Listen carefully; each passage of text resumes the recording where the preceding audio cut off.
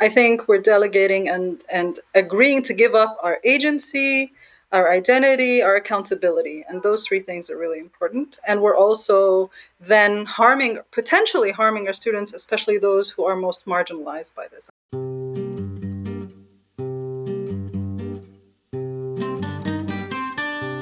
This is Educating to Be Human, and I'm your host, Lisa Petrides, founder of the Institute for the Study of Knowledge Management in Education.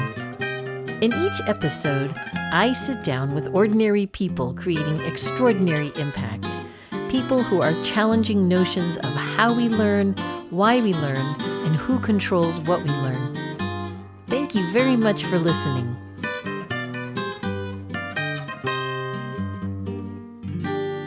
Today on Educating to Be Human, I'm joined by Maha Bali, a professor of practice at the Center for Learning and Teaching at the American University in Cairo. As a leading voice in digital pedagogy and open education, her work invites us to think about digital literacy not just as a technical skill, but as something deeply connected to identity, power, and relationships. And at a time when our digital culture can often feel dehumanizing, her perspective challenges us to ask, what values do we embed in the digital tools we use, and what kinds of relationships do they foster or erode?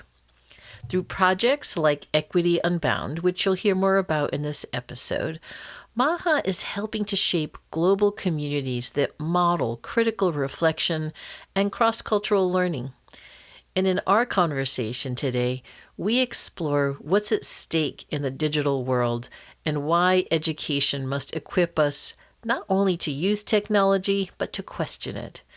Especially with artificial intelligence or AI, I think the urgent task before us is not to simply take a position for or against it, but to ask important questions about equity and agency and what it means to be human in digital spaces. Thank you and welcome, Maha. Thank you so much for having me. I'm so excited to dive deep into this, especially with you. Excellent. So, I have a question about what brought you to this work.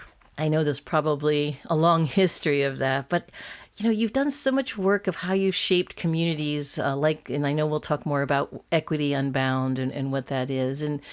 But I'm just really wanting to have an understanding of, what brought you to this work in this way.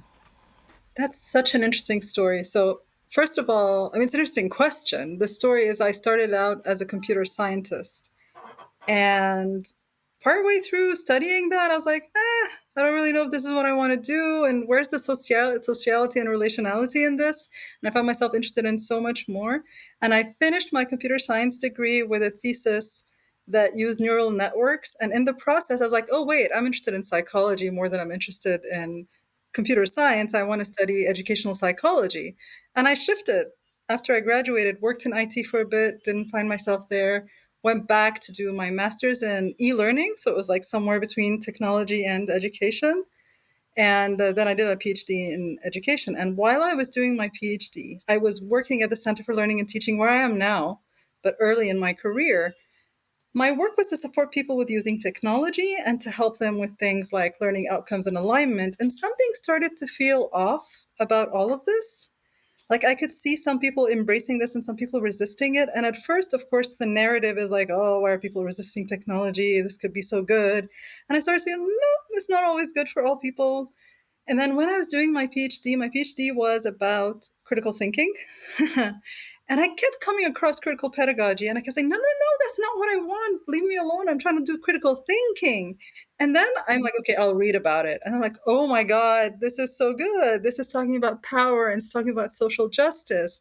And I went so deep into that and then started to question, oh my God, what are we doing with technology? We're not approaching technology from a social justice perspective. We're not looking at the power dynamics that are shifted when we use technology. And I learned about alternative approaches to curriculum that were not product oriented, that were not neoliberal and based on outcomes and measurement and all those things that we were teaching faculty in rubrics. And I was like, wow, we have to do things differently. And I started teaching and realizing as I taught, I could not, as a teacher, just follow a syllabus and follow a lesson plan and say, these are my outcomes, these are my assessments, these are my rubrics, and that works for everybody. This is going to work and we're going to be good. Every time I taught, I had different students, I teach differently. And I started to think that a lot of what I was reading about this kind of thing wasn't working for me anymore. So I sought more critical perspectives on the digital, learned about digital literacies and approaching the digital world in a more critical way. And this changed my faculty development practice too. Yeah, that's so interesting that you come to it from the computer science perspective in that way. I think so many people start thinking about digital literacy and identity, and they're coming it from the other direction and then trying to apply technology, and you're doing it in you've done it in the opposite direction, which helps me understand sort of the grasp of the depth that you actually have around this concept of digital identity and why that matters today, you know, in the world. I'm wondering kind of what's the difference when you're thinking about this between, you know, just the using technology and then engaging with it critically and ethically. Yeah. So, I mean, first of all, one of the things I like to say about digital skills versus digital literacies is like, it's like telling someone that a pen helps them write. Learning to use a pen, you can just draw or even put words together, but that's not quality writing. And I think it's the same with the digital. It's like if you give someone a keyboard, they can type, but it doesn't mean they can write a novel. And so with digital literacies, it's about not just knowing how to do the thing, but it's about knowing how to use it to in the best possible way to convey a message, to achieve a goal, and recognizing the limitations of the thing that you have. Like, so, you know, with the pen and pencil example, like, is this better to do with a pen or a pencil? And do you need an eraser for this? Or is it okay to do it in ink? You know, that kind of thing. And I think a lot of people just use technology because it's there. And this goes back to the problem with young people, right? We think young people have digital literacies because they know how to use the tool. It doesn't mean that they're hyper aware of the kind of risks they're taking when they post things online just because they know how to post things online. And these are the kinds of things we need to develop ourselves also because the tools are new. We need to learn how they work. We need to learn what could go wrong. We need to understand who created these tools. What were their goals? What are the hidden curricula of all the digital tools? So the hidden curriculum is part of the critical perspective on pedagogy, right? That we don't always talk about as educational developers like myself. And we need to look at all these technologies. And the basic one is like turnitin.com, right? So turnitin.com is a tool that's existed for maybe 20 years now, where teachers create a class and they invite their students to submit all their essays onto it. And then the tool will figure out if your student has copy pasted something exactly or with very poor paraphrasing from either other students on their database or public internet or some actual subscription databases like ProQuest. And it will just highlight the parts of your student's paper that were taken from somewhere else.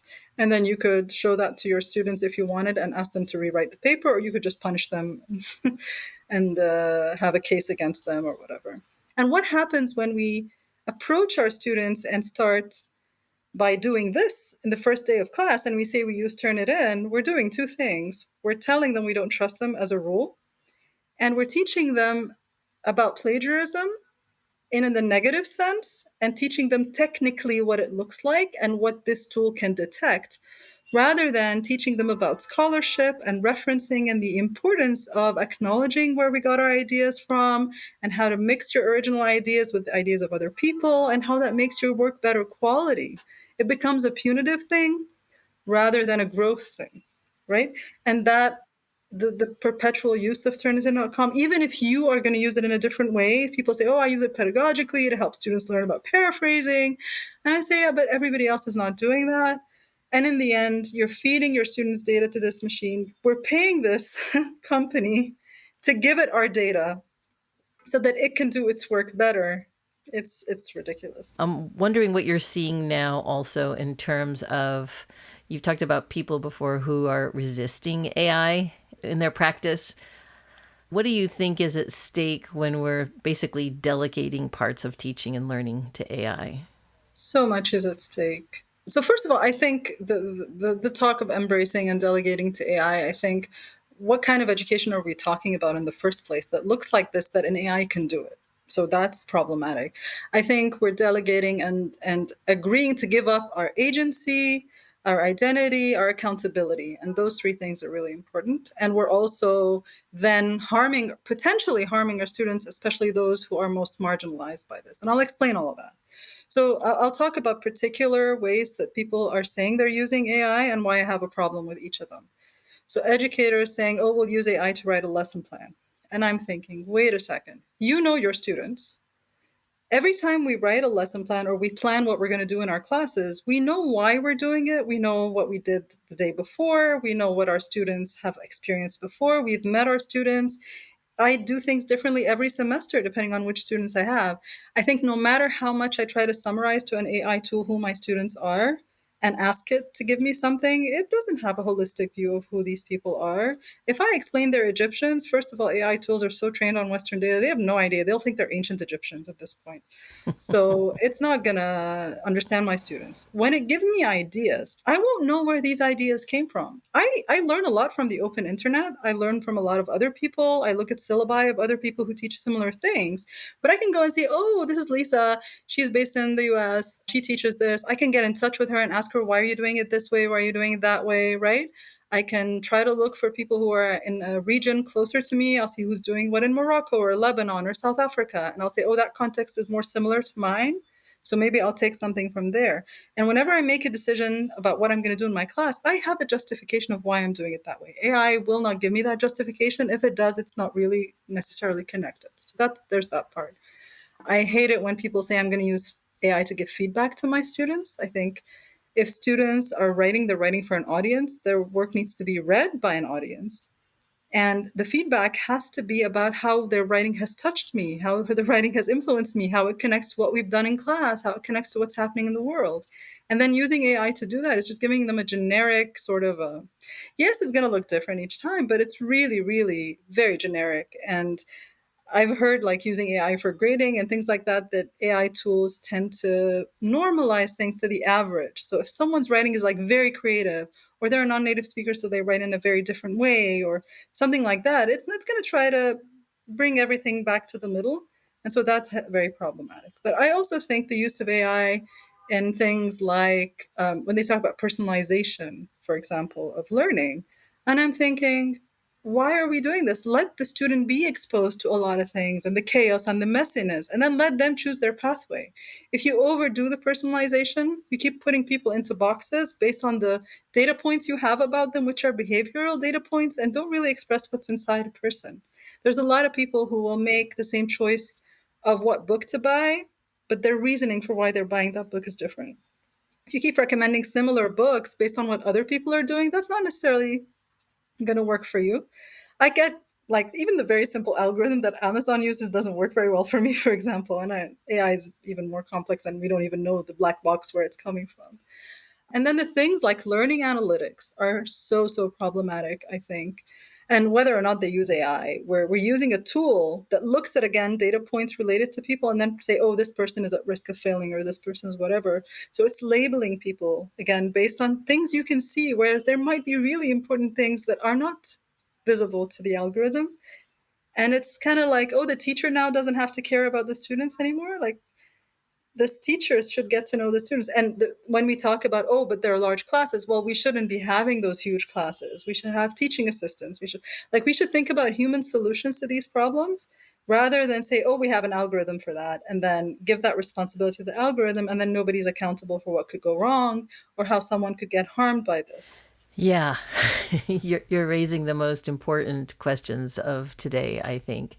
I mean, because we're at this age where, platforms and the use of platforms, they're shaping how we see ourselves and how we see each other. And it's troubling to think about this context. But so you're there working with students, educating students and educators to critically navigate these kinds of things like bias in our algorithms and the politics around that. How are you doing that? And are there ways that are you giving alternative ways for students to be able to use AI, for example? So, first of all, I think one very important thing to keep in mind is that not everyone talks about issues like bias and social justice on a regular basis. And if you start to talk on the level of the problematic biases and inequities and ethical issues in AI to someone who doesn't really truly understand bias, you're not going to get anywhere. Like even trying to explain to people that AI has implicit biases. A lot of people themselves are not aware of their own unconscious biases or don't even know the concept of unconscious bias. And they think that if you prompt the AI, don't be biased, then it's going to be okay. I'm like, no, it doesn't work like that. So the first thing I do with my own students, I teach one course on digital literacies and intercultural learning. I start with the intercultural. So talking about identity and talking about hybrid identities, right? And talking about bias and then the systemic level of it as othering. We talk about different levels of oppression and inequities and so on. And then they actually have an intercultural experience and it's done online, so it's digital as well. And then we talk about the digital world, and then they can apply everything they've learned about these things into the digital world. But they need to, first of all, reflect on their own biases and the ways they interact in the world, the kinds of inequities that they're part of, how they might be complicit in the oppression of other people, and the ways that things that they can see in the world that are easier and more they can touch it, right? And then they see it with AI. And coming from where I come from in Egypt, we have Muslim students, Arab students, the biases in the AI are more obvious. I think like I come across the biases in AI like 50% of the time. I think a white man in America maybe sees it like 5% of the time. It depends on what you prompt it with, right? But because my students have learned about implicit bias, they know how to prompt the AI to see and bring out these implicit biases. And then they see it. And what I do with my students is that I allow them to use AI because I think the best way to stop someone from using AI is to let them use it and reach its limits and then realize, oh my God, this is a waste of my time, or this is biased, or this doesn't help me that much. But at the same time, I want to recognize that there will be students who will benefit from it for grammar checking, and some who really haven't been taught how to brainstorm, and it'll help them with brainstorming. And if I'm not teaching them the things, if I'm not going to teach them how to improve their writing, and the writing center doesn't have enough staff, and they don't have enough help with this, then yeah, you can use AI to help you with that. I teach them even about the research tools that use AI and then explain about why they might not want to use them anyway, even though they exist and they give real references, because they don't really tell you what's there and you haven't gone in depth and you haven't really learned. And the more they do things in the world that are experiential and authentic in my class, they start to realize the AI wasn't there with us when we had that experience. The AI can't help me reflect on this. I'm going to do something with a real community here. AI doesn't understand this community. AI can't help me in this. And they start to see that even though there's a lot of discourses around them about how AI is going to, I don't know, transform everything, they realize it's not really that transformative. I actually also have them go interview people in industry and professors in their discipline because it's an interdisciplinary course. I have it's a liberal arts thing, so people are coming from different, I have engineers and historians and business students and everything. And then they find out what people are actually doing in real life rather than the hype around it. And so there's that aspect. With faculty members, it's trickier. With faculty members, there's part of it where, first of all, I don't want people to be scared of it. And I don't want people to shame each other about it. I understand that in some disciplines, I'm not talking about generative AI, but like AI tools in general have been useful in the past. Even back 20 years ago when I was an undergrad, the use of AI to detect cancer from imaging was a big deal. And this is a very specific AI that does this one thing, and you give it millions of scans that no human being would have had a chance to see, and it learns this one specific thing, and it's been tested that it's really good at this one specific thing. It doesn't hallucinate as much as the generative AI does, right? And there's still going to be a doctor there who's going to also look at it and do the treatment and talk to the patient, right? It hasn't replaced the doctor. It's just speeded up a little bit the work of the radiologist, but there's still a human being doing the scans, right? And there's still a human being talking to the patient before and after and during and all of that, right? So I want to respect that these things happen and they could be helpful and revolutionary. It's been used in agriculture. People who teach architecture say if you have a foundation of architectural literacy, then you can use AI and discard the things that don't work and it helps you move faster. So I want to respect that. And at the same time, I don't want people to overhype it for the things that it doesn't help with. And I want to also respect the people who recognize the issues of power and the way AI has been used for surveillance and the way AI has reproduced inequities before, or that just say, my priority is to teach students this thing. Why do you want me to waste my time learning AI? The only thing is, students do have access to AI. So I don't think AI is inevitable. I don't think it's inevitably going to transform education. I don't think it's inevitably good. I do think students all have access to it and they know how to use it. And the first semester it was out, not all of them were using it. Now they all use it. All educators need to know what's possible with AI so that they can make sure that they design their assessments in such a way that if it's an important assessment, you need to know that your students have done it. But I would never ever tell someone you have to allow your students to use AI or you have to embrace AI or AI is definitely going to be something that you integrate into your classes. And I'm so careful in all of our communication never to go out and make it sound like we're always encouraging AI use. I was recently at a conference called the AI for Good Global Summit in Geneva that's organized by the UN. And almost every use of AI there that was supposed to be for good didn't sound like it was for good. But also, there was someone who was talking about, for example, lawyers. And I was very shocked that lawyers and barristers were encouraged to use AI in their work for efficiency.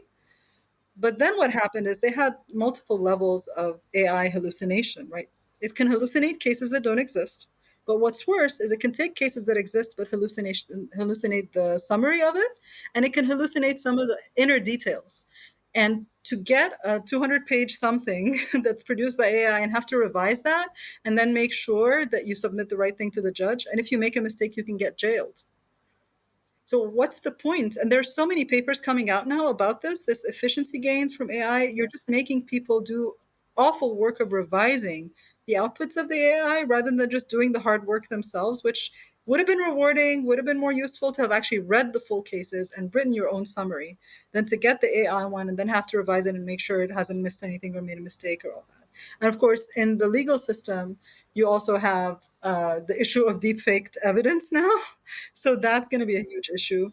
And why are we using AI for this? Shouldn't lawyers be accountable for the evidence they bring? Shouldn't judges be accountable for the decisions they make? Shouldn't they be able to justify why they're doing what they're doing?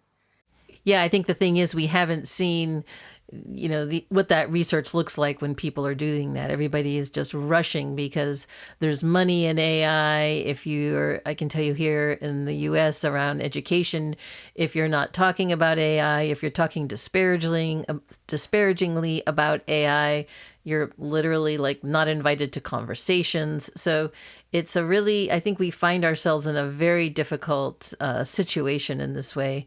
When you're teaching, you talk about this concept of digital well being.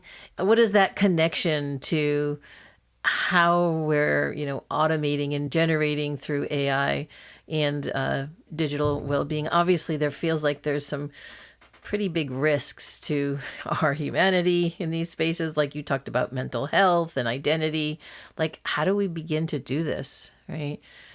I talk to my students about well-being in general. So I care about their well-being in general. So I showed them a video by May Samed where we talked about trauma-informed pedagogy during the pandemic. And we talk about like what helps you through the day, what helps you during stressful times, and we talk about all of that, right? And then we also talk about online, like what do you do online that helps with your stress levels and what makes it worse, and how do you deal with it? And we talk about how algorithms can keep showing you the kind of thing that you're seeing and go down. You know how it goes with YouTube. It gives you more extreme content. So if you go more and more into political one direction, it'll take you farther and more extreme in that direction, and vice versa.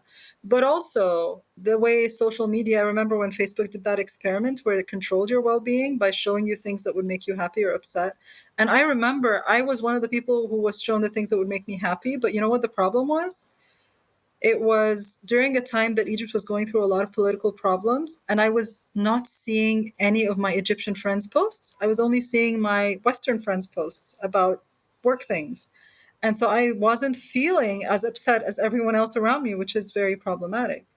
But also, the point is, we get so into engaging with ideas and with people and so on online that you may not be looking around you and engaging with what's happening around you in real life, and that's affecting our well-being. And when you think about even the simplest things like GPS, which is so important and so useful, right, and maps and all that, right, but sometimes you're so looking at your phone that you're not looking around you, enjoying the nature and noticing that the building you want is actually right in front of you, and not enjoying the moment. Sometimes we're so into digitizing the moment that you're not actually living the moment, or you're documenting the moment. But I also want to acknowledge that a lot of my well-being is due to having friends digitally. So when my daughter was very young, I was finishing my PhD. I had a lot of friends based outside Egypt who were on a different time zone, so that when she's asleep at midnight, I could actually find someone to talk to encourage me while I was trying to finish writing. My best friend is Mia Zamora, who co-created Equity Unbound with me, and she's a huge part of my well-being. And Equity Unbound itself, as a community of global educators, we come together. Just right now, we had a conversation with Chris Gilliard about resisting AI, and we're like, we need to get together and make plans and share how we're resisting AI in our institutions. And sometimes when I do these things with Equity Unbound, they allow me to do public things that then help me find the local folks who believe the same things. Sometimes when you do it locally in your formal position in the hierarchy, you can't really be as free. Right. Well, I wanted to ask you actually, you went right into my next question. I wanted to ask you about Equity Unbound, which is how I first came to know the work of you and Mia as well, the amazing work that you do.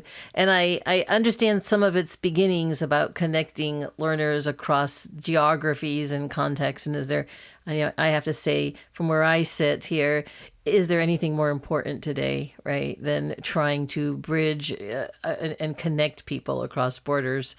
So I would love to hear a little bit about how Equity Unbound came to be, and then sort of what you're doing today around this sort of global learning and, of course, the importance of it. Yeah. Yeah. So I want to say that our motto is from an article by a Lebanese author called Lina Munzer, and it's the only way to make borders meaningless is to keep insisting on crossing them. So just what you were saying there. So first of all, the prerequisite to Equity Unbound was something called virtually connecting, where when my daughter was young, I couldn't travel to conferences, and I wanted to talk to my friends who were there at conferences, and so we would have hallway conversations during breaks and lunchtimes so that virtual folks who couldn't be at a conference could connect with keynote speakers and just others who were there. And we'd have conversations. And what happened there is that we realized we were challenging the academic gatekeeping of conferences that doesn't allow certain people from the global south or young mothers or early career scholars or adjuncts, right? To attend these conferences, but it allowed us to have a voice in conferences and stay up to date on what was happening. The content wasn't important. It was those conversations, the social conversations that were missing. And we made a point of having these hybrid conversations where some people were virtual, some people were in person doing that. With Equity Unbound, it was Mia and myself and Catherine Cronin from Ireland also, the three of us together, connecting our students together. And we said, we're not going to just do it between our students. Let's make it open and other people can join in. What ended up happening the first 2 years we did this, or 2 semesters, is that educators came to these things and educators found them helpful. And then more educators wanted to do it. And then when COVID happened, we're like, educators need us right now. What's the thing that people in our community need right now that we can do? Continuity with care was the term that we used for the beginning of the pandemic, right? So we crowdsourced how people were going about it. We had conversations about it. And we created a small Twitter DM that still lives on now, but moved to Signal because nobody wants to be on Twitter anymore, of people, a core group of people who wanted to keep supporting each other from all over the world. And then at some point, two, three things happened actually in a row. One of them was the murder of George Floyd, and so many, right, around the same time in the US. And one of my African American colleagues here at AUC, she said, Maha, this is something you should do something about. You're the person. And together, she, myself, and Mia Zamora, we created Socially Just Academia. And we brought together educators to talk about what's the role of academia in this. And we got a grant from the Hewlett Foundation, and we did several sessions on what's the role of academia in promoting social justice. And at the same time, this was happening. This was like the summer of 2020, we were approaching a beginning of a semester where everybody around the world was going to be online for the first time without ever having seen your students. And we're like, oh, wait a minute. Now we're going to meet students for the first time online. And people were like, I figured out how to teach online, but I have no idea how to do this building community thing. So we're like, okay, we're going to do community building resources. We know how to do this. We've been doing it with virtually connecting. We have this thing called intentionally equitable hospitality. Is like, how do you make these conversations equitable? How do you host them as an educator in that way? And so converting it from hybrid to fully online was easy. And we would record videos, Mia and I in our living room with our kids coming on and other people coming up to pretend to be students, experience the way of building community, and reflect on whether you would be able to use this in your class, how you'd adapt it. And the important thing was all these resources, you could adapt them, and we would give you ideas for adapting them, because people didn't always have the imagination. Oh, well, if I don't have Zoom and breakout rooms, how can I do this? Or if I had to be asynchronous, how could I do that? Or if my students won't turn on their cameras, how can I do this? So we had that. And then the most recent thing we've done was Mid-Year Festival, which we've done now for 4 years. This is our fourth year. And this is also funded by Hewlett. And the Mid-Year Festival, the community building resources, by the way, were funded by a UK organization called 1HE, which is for educators around the world. The Mid-Year Festival was, as soon as we started to go back face to face, people started to say, wait a minute, I don't have time for online conferences anymore. I can't stay online for a whole day anymore. And we're like, yeah, if you're not traveling, why does it have to be a 3 day online conference? Can we have it over 3 months, June, July, August, the middle of the year, and just 3 or 4 sessions a week? And then you can pop in and out of whatever you want. And let's make the themes about well being and about social justice, the things that people weren't talking about enough. And themes also related to intergenerational learning, where my child and somebody else's children got together and played Minecraft. And we would do readers' theater, where we'd go and read books together, not books, but plays actually together, and pretend and make voices, but also have deep conversations about social justice and critical pedagogy and well-being and grief and all of the things that we needed to talk about in community. And you'd have 3 months to work through it together, in and out, and you'd get to know people really deeply. And what happened after that first year, we had like 13 organizers from the Continuity with Care group, almost starting from there, and then creating this thing. And then people who came often would come up with ideas. So we were like emergent, the whole idea of emergence, and not the pre-planning of everything, right? Not pre-planning your outcomes, but being what your community needs and adapting intentionally. It's called intentional adaptation, Adrienne Marie Brown calls it, to what the community needs. And then the next year, people who were participants became organizers. One of them was an undergraduate blind student in my institution whom I met on Twitter. And then he joined my fest, and then he came to the next year as an organizer, and now he's an intern with us. And we've had people from all over the world joining and becoming organizers and contributing and helping with organizing and bringing people they know that I wouldn't have known on my own. And the community has been growing. It's been 4 years now that we do this. I do want to say that the Equity Unbound and MyFest community, when AI came about, I was in a conversation with Anna Mills, who's someone that most people should know by now, who's done a lot of work, good work on AI. And we got together before I even gave a workshop in my own institution. Anna Mills and I did something through Equity Unbound. We're like, come and let's test your assignments on AI and let's show you how to use this thing. It was practical and hands on. There were a lot of people doing things about AI, but they were very top down rather than workshopy. People really, really benefited from that. And there were a lot of people from my institution who came to that session. And that helped me design the local things. So a lot of times I'll experiment in the public spaces and then say, okay, this works. Let's bring it into the institution now that I know that it works. I'm wondering if you have strategies for how people who are not necessarily ready or aware enough about these issues to kind of bring in this, I'm going to call it an alternative perspective than what most educators are getting in more of our mainstream education media.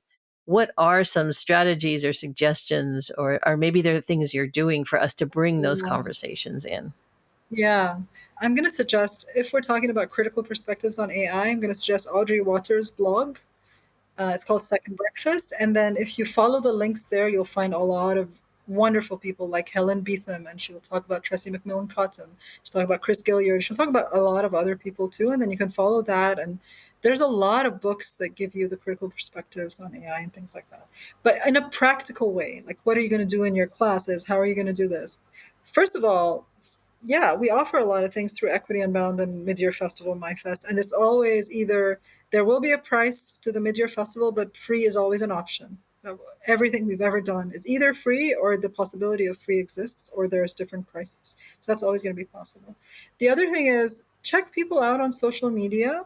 Even if you're not going to be interacting with them, you will find people on social media, not on Twitter anymore, but on Blue Sky you might find, on LinkedIn you might find, and follow these people, and then you'll find their blogs, or like I blog. There's a lot of other people who blog, and there's a lot of people like Leon Furs, for example, who gives useful advice, but he's also quite critical because he focuses on the ethics part. And then the other aspect is think about how you can build allyships locally, because sometimes it's not safe to build it in a public way, but you can build it in a private way. So just contact someone privately rather than publicly if that helps. This kind of work is hard, and it has, Mia and I talk about this in one of our latest papers. You have regressions, right? You start feeling like you're making progress, and then something happens and someone threatens you, or someone, you get passed up for promotion because of your work on this. And I've been hearing people who leave their jobs because they're afraid of losing their jobs. And of course, with the issues happening in Palestine right now, there's a lot of people who have lost their jobs and been threatened. And it happened before, but it's happening even more now. And so you sometimes need to do this work in private. It might be someone outside your institution who can support you, but you definitely need someone, or else you're going to die from thirst, of feeling like you're completely alone and there's nobody else like you in the world. But that's never the case. There's always someone like you in the world. They're just not necessarily right in front of you, or they don't feel safe expressing themselves to you. So something like, for example, ungrading. So many of us have felt uncomfortable with the practice of grading for years, but we didn't know what to do about it. We didn't know there were other ways of doing it. When I first started doing ungrading, I wasn't telling anyone about it. Could you tell us about what ungrading is? Right. So ungrading is a broad term where you want to do something other than grading. So where you think there's something wrong with assigning numbers and letters to human beings and putting them in competition with each other. Like there's a lot of reasons why you might want to resist it, but there's so many different ways to do ungrading. Some people do it like Asao Inoue, who's a wonderful, wonderful American educator, Japanese American. He talks about any labor-based grading. So he agrees with students: you do these tasks, you get that grade. You do more, you get that grade. You do more, you get that grade. And then whatever you do, I'm going to help you make it better. So the quality, that's kind of the point. I think our aim as teachers is that everybody should be able to get an A if I give them a chance to get better. So you do it badly, I'll give you feedback, you improve it until you reach a certain point. There's things like that. What I do in my classes, I have students do self-assessment, and I tell them you need to be able to be good judges of your own efforts and your own work, because in life, you need to know if what you've done is good enough to submit to the journal, or to submit to your boss, or to go on TV and talk about it, or whatever your job is, at a minimum level before you show it to someone else, right? But you realize that so many people want to do this and they just don't know how to do it within the restrictions of their institution, and they need to have a community of people to talk through it. I wanted to go back to another question when we were talking about how people who, for the first time, are thinking about AI and some of the problems with it and aren't able to, they don't know where to turn for help. And you gave some fabulous suggestions. I'm wondering if you've been thinking about or had experience uh, in terms of policies that are being created by governments or by institutions of education around this that are not, in fact, reflecting the things that we've been talking about here today. And if you have, what are some examples of things that you've done there? That's interesting. Most of the policies I've seen have been relatively flexible and open, allowing different instructors to do whatever they want, which I think is a good call when you're in an uncertain space. When you're uncertain, trying to introduce certainty is fake and it doesn't work. So trying to ban AI would never work anyway. Trying to open it up completely isn't fair to certain instructors. So Lance Eaton had collected from people very early on what their policies are at the classroom level, and Brian Alexander had collected from people what's happening at the institutional level. So I can tell you what we did in my institution, and I actually have not seen policies that are very different than ours, to be honest. We crowdsourced it with faculty and students. So, what we have as our policy is this. So, for instructors, decide what you want to allow students to do with AI and whatnot, and be clear about it in your syllabi and in your assignments, and tell them how you want them to cite it if you want them to cite it. And if you don't want them to use AI, you need to explain to them why, and try to make sure your assignment is difficult to do with AI, because just telling them not to do it will work for some people, but not everyone, and then that's not fair to everybody else. So that's what we tell the instructors. And we tell the students, never use AI unless you check with your instructor first that it's okay with them. And then if you use AI, make sure that you verify what you found somewhere else, because AI can give you incorrect information. And eventually they'll figure out it gives too much incorrect information to use it regularly, I hope. The point is this thing of you have to do the work yourself still. Like, don't let it think for you and short circuit your work and things like that. But most of the policies I've seen give instructors that freedom. And I always say it's very different if you're teaching first years than seniors, if you're teaching writing versus engineering. And it also makes a difference. What is your field? We were just talking about this in another conversation. Is business faculty tend to be more willing to embrace AI because they know that in the business world, people are using AI. And so it makes sense for them that students need to learn to use it uh, in university so that they're ready for it in the job market. And I think when students use it, if we're also teaching them critical thinking and all the important judgment skills, and if we're also giving them a foundation of social justice and all of that, then eventually, if they're going to be forced to use AI, they're going to be very careful about how they use it, and they won't do the stupid thing that the lawyers were doing, which is submit cases that you're not sure even exist, kind of thing. Yeah, that's the best case scenario. And that's a great template, I think, for others to use in that way. We've talked a lot about what the challenges are around digital learning and digital spaces. From your perspective, what are some of the most powerful opportunities? What are the things that you're excited about as you see emerging in this digital world, whether it's through AI or not? I'm just asking that question more generally. Yeah, I'm always excited about anything that can enhance accessibility. I think definitely there have been a lot of advances with voice to text and image to text that helps people who are visually impaired access things that previously we hadn't made accessible to them. I worry, of course, that it can still hallucinate and make things up and make them think they're seeing something that they're not seeing. And this is, again, very culturally biased sometimes. And I also am concerned about using it in ways that might reduce human responsibility for other humans by delegating it to a technology. It's like, why should I put alternative text on my images if AI can do that for me? And you miss Mm-hmm. out on the nuance of context of, I put that image there to show you a particular thing. The AI doesn't know that. It's going to give you so many details, it's going to drive you crazy. We actually had a session about this recently at my fest with a literature professor in the US and Yasir, who's the blind student, undergrad student, who's a disability advocate. I get excited about that. I'm also honestly, I think I'm going to start to be a little bit optimistic that because most professors should be critical thinkers at the core, that they will eventually start to see that the hype around AI is problematic. Just like I think some people were using Turnitin.com, which we talked about earlier, which also uses AI, by the way, but old AI, eventually stopped using it and started to realize the harms that it can cause.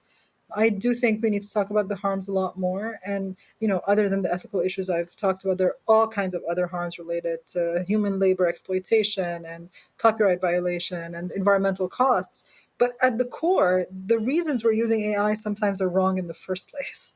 Like, we shouldn't be using AI in these things that require human care and judgment and wisdom and decency and responsibility. And so I'm hoping that as people start to use it more, they'll start to notice these limitations more and stop using it so much and stop the hype. Great. Well, thank you very much. I know we're at time here. I want to just give a shout out to the work you've done with Equity Unbound. There'll be links to some of the various references that you've mentioned. It's such an inflection point in how AI has sort of taken over what we're thinking about digitally. And I've really appreciated how you've sort of drawn us back from that down to the very core about the future of learning and the role of us humans in that. So thank you again. Before we finish, I always like to leave space for one final question, something I ask all my guests. Can you make up the title of the book that you wish more people would read? Oh, I'm going to say something a little bit weird. Go for I'm it. going to say us. That's it. Okay. Love it. Thank you. Thank you, everybody, for listening to the show this week. This has been Lisa Petrides with Educating to Be Human. If you enjoy our show, please rate and review us on Apple, Spotify, or wherever you listen to your podcasts. You can access our show notes for links and information on our guests, and don't forget to follow us on Instagram, Blue Sky, at Edu to be Human. That is EDU to be Human. This podcast was created by Lisa Petrides and produced by Eleni Theros. Educating to be Human is recorded by Nathan Sherman and edited by Ty Mayer, with music by Orestes Kaletsos.